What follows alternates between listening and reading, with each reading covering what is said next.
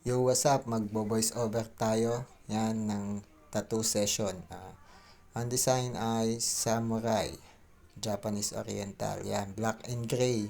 Ang design na to ay galing lang sa Google. So, nagandahan ako, nagandahan din siya.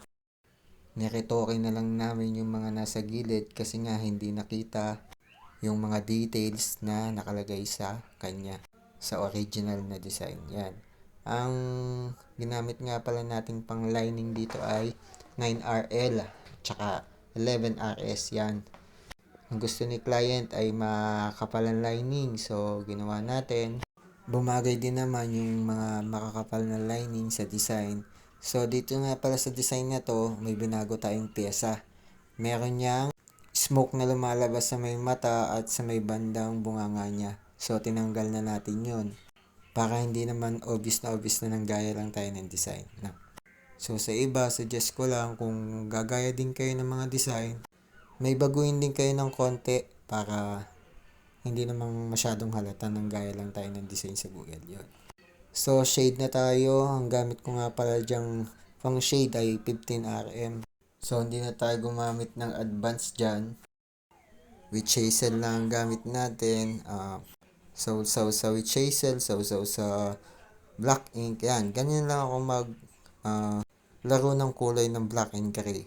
So iba-iba din naman tayo ng style ng pagtatato. Hindi naman tayo pare-pareho. Pag tumagal na tayo, matututo din tayo sa sarili nating style ng pagtatato. So, shoutout nga pala doon sa utol ko na nasa Korea, kay Ronilo Lacerna. Yan, nagpapa-shoutout siya. Doon sa last na voice over ko, nagpapa-shoutout siya doon eh. At saka doon sa pinsan ko, kay Dex Malabanan. Sana makasampa ka na ulit sa barko, pinsan. Yun. Tsaka shoutout na rin kay Roman Seco sa aking naging model na napakatibay. Yan. Shoutout sa iyo, Roman Seco. So, shoutout nga din pala do sa mga nahiraman ko ng pera this past week at month kasi medyo gipit tayo eh. Makakabayad din tayo. Yo, shoutout sa inyo. Nabanggit ko lang. So, shoutout din sa mga nagtitiwala sa akin na kahit di ganun kagaling pero pwede na. Yo, shoutout sa inyong lahat.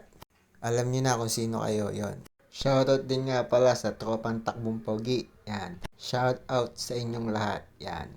So, hindi na natin patatagalin tong video na to dahil konti lang naman ang may share ko sa inyo. Dahil konti pa lang din ang nalalaman ko. Hanggang sa muli, hindi ganun kagaling pero pwede na.